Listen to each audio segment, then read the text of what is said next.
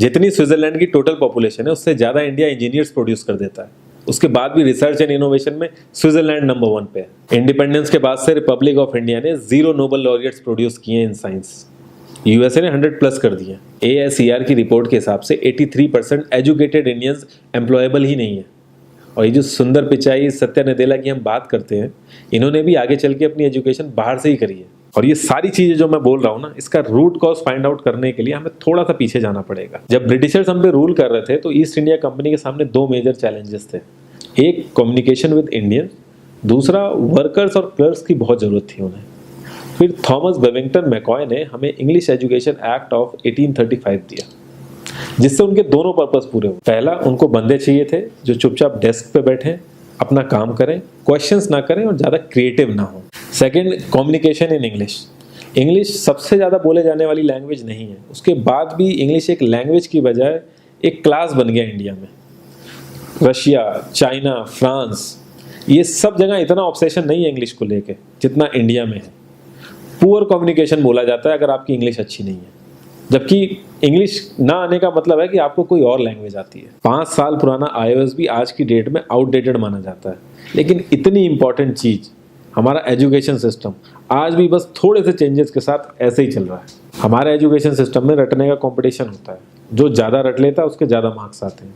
अब 95% जिसके संस्कृत में आए हैं वो भी संस्कृत नहीं बोल पा रहा है। और बेसिक हिस्ट्री होने की बजाय इतनी मोटी मोटी किताबें हैं हिस्ट्री की जिसका कोई मतलब नहीं है। अगर आज की डेट में आपको कुछ भी पता करना, आप गूगल से पता कर लोगे, उसके लिए आपको याद करने की जरूरत नहीं है इतना कुछ। और ये गवर्नमेंट स्कूल में हर क्लास में इंग्लिश का सब्जेक्ट है। 12-12 साल लगाने के बाद भी लोग इंग्लिश नहीं बोल पा रहे हैं, और बिना किसी बुक को पढ़े 5 साल का बच्चा सीख लेता है, क्योंकि उसको वैसा एनवायरनमेंट मिल जाता है। A+B का whole square is equal to A² + B² + 2AB। इसका रियल लाइफ में क्या यूज है किसी को नहीं पता, न प्रिंसिपल, न टीचर, न बच्चे, बस पढ़ाए चले जा रहे हैं। हो सकता है इसका कुछ मतलब हो, लेकिन आप ट्राई करके देख लेना, किसी को नहीं पता। हाँ, 2AB की जगह अगर आपने 3AB बोल दिया तो 4 लोग हंसने वाले मिल जाएंगे आपके ऊपर। किंडरगार्टन में जो बच्चों को सिखाने के लिए टेक्निक यूज होती है वो लाख गुना अच्छी है कॉलेज की वो रटने वाली टेक्निक से। और जिन बच्चों के बहुत ज़्यादा नंबर आते हैं ना, जो वो छुपा छुपा के एग्जाम में लिखते हैं, आप देखोगे जब वो रियल लाइफ में जाते हैं ना तो ज़्यादातर क्रम्बल करते हैं वो। हर किसी को सेम सिलेबस और सेम चीज़ सिखाई जाती है बिना उसकी कैपेबिलिटी देखे, और क्रिएटिविटी का तो दूर दूर तक मतलब नहीं होता। अब एक लाइन से आप शेर, मछली, सांप, हाथी सबको लाइन से खड़ा कर दो और उनसे कहो पेड़ पे चढ़ो, उनको तो जिंदगी भर यही लगेगा ना कि वो तो किसी काबिल ही नहीं है। और द्रोणाचार्य ने भी पांडवों को उनकी स्किल सेट के हिसाब से उनको चीज़ें सिखाई, सबको एक ही चीज़ नहीं सिखा दी। और हमारे एजुकेशन सिस्टम में ज़्यादा ऑप्शंस भी नहीं है। सबसे ऊपर साइंस, फिर कॉमर्स, और सबसे नीचे जाके कहीं नंबर आता है आर्ट्स का।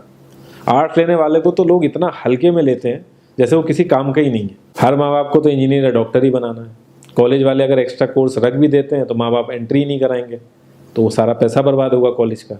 तो ऑप्शंस कहाँ से आएंगे? और बचपन से ही आपकी ट्रेनिंग स्टार्ट हो जाती है। माँ बाप, भाई बहन, रिलेटिव सब यही समझाते हैं अगर आपके मार्क्स नहीं आए और जॉब नहीं लगी तो आपकी ज़िंदगी बेकार। और लाइफ की क्रिएटिविटी को आप रखते हो साइड में, और ये अच्छे मार्क्स और अच्छी जॉब पाना आपका सपना बन जाता है।